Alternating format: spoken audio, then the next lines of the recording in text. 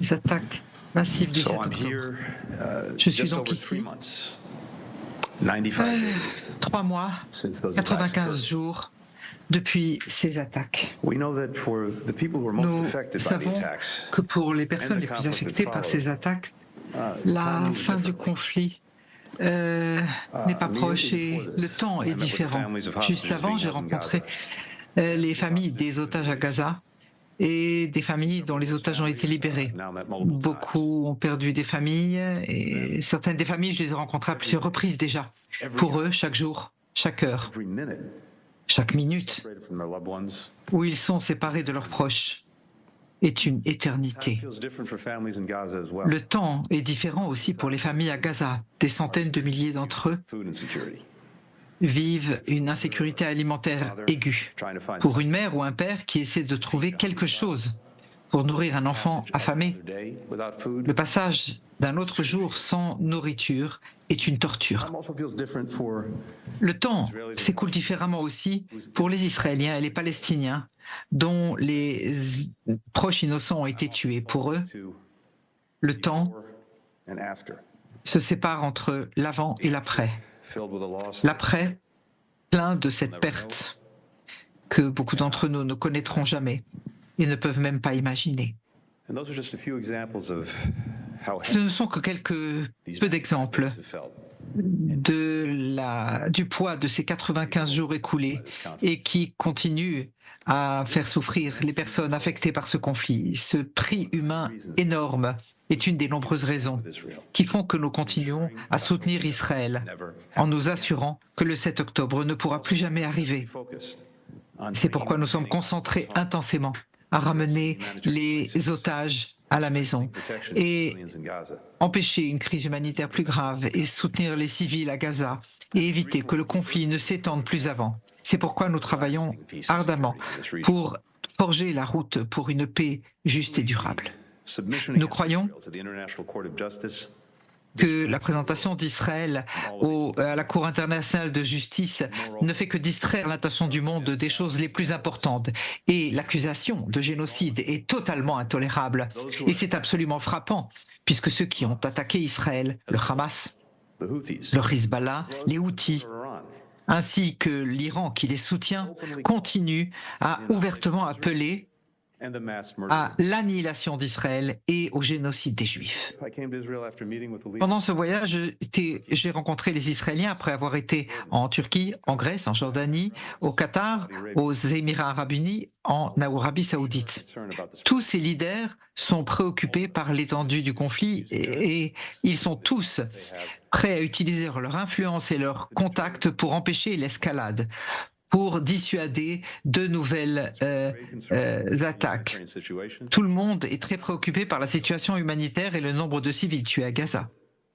Nous savons That embeds itself in que affronter un ennemi qui se cache parmi les civils, from hospitals qui tire à partir d'écoles, makes this incredibly challenging. d'hôpitaux, rendent les choses extrêmement complexes. Gaza, Mais le prix payé par les civils à Gaza, en particulier les enfants, est bien trop élevé. progress has been made in increasing the amount of aid. Des progrès importants ont été faits avec l'aide humanitaire à Gaza, en ouvrant en particulier le passage de Kerem Shalom, et pourtant, Continues to face 90% de la population de Gaza continue à vivre des difficultés alimentaires. Selon les Nations Unies, les enfants trop longtemps sous-alimentés peuvent en subir des conséquences à vie. Et donc, il faut envoyer plus de nourriture, plus d'argent, plus de médicaments. Il faut qu'ils rentrent à Gaza. Une fois arrivés à Gaza, il faut que ce soit distribué de façon plus efficace aux personnes qui en ont besoin. Israël fait tout ce qu'il peut many obstacles. pour lever tous les obstacles pour les passages vers Gaza, y compris des procédures de déconfliction pour que les choses se passent de manière sécure. Les Nations Unies jouent aussi un rôle indispensable pour les problèmes humanitaires à Gaza. Mais il n'y a pas d'autre alternative, simplement. Les travailleurs humanitaires à Gaza font preuve d'un courage extraordinaire en continuant à proposer des services qui sauvent des vies dans tous les domaines. J'ai parlé hier soir avec le coordinateur pour la reconstruction de Gaza, Sidney Card, sur tous les efforts qu'ils font. Eh bien, c'est quelqu'un avec qui je travaille de manière très rapprochée pendant des années. Elle a été en mission.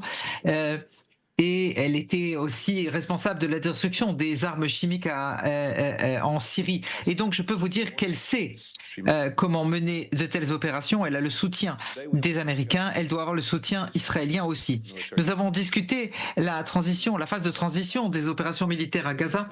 Nous avons réfléchi comment Israël pourrait atteindre son objectif pour que le 7 octobre ne se reproduise plus jamais.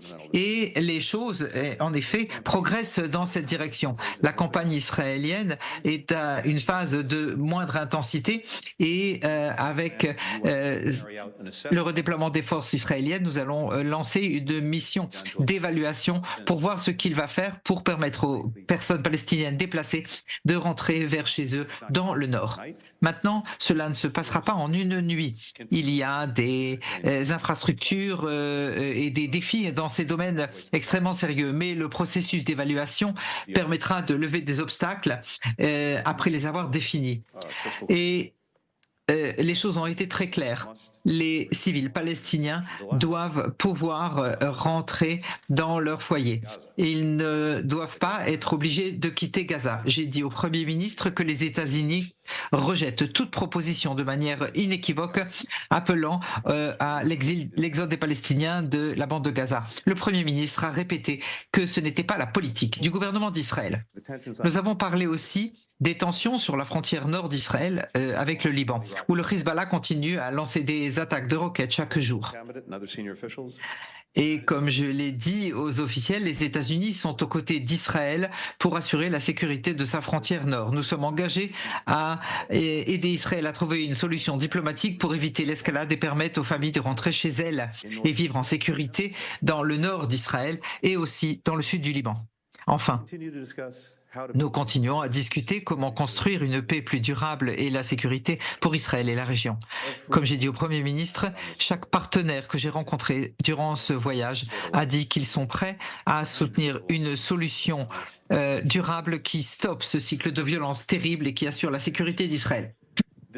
Mais en fin de compte, cela ne peut se faire que dans une approche régionale qui inclut la route vers un État palestinien. Ces objectifs sont possibles à atteindre seulement si nous les recherchons et travaillons pour cela ensemble.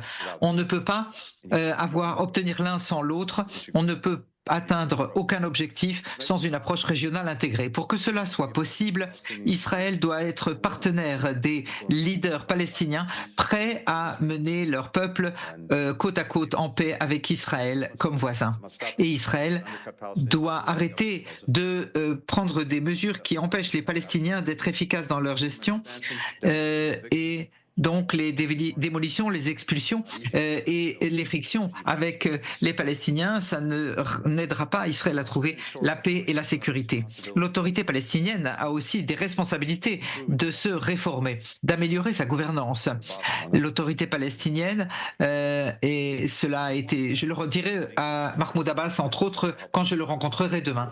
Et donc, il faut faire le nécessaire pour assurer une sécurité, mais les dirigeants israéliens devront aussi prendre des décisions difficiles. Lorsque le président Biden a parlé au peuple d'Israël quelques jours après l'attaque du 7 octobre, il a fait une demande très simple. Les États-Unis soutiennent Israël aujourd'hui, demain, toujours. L'amitié entre nos nations est vraiment exceptionnelle. C'est un lien unique. Et l'engagement durable d'Israël des États-Unis auprès d'Israël qui permet aussi de demander aux moments les plus critiques de faire preuve de souplesse dans ces moments si difficiles. Nous sommes à un de ces moments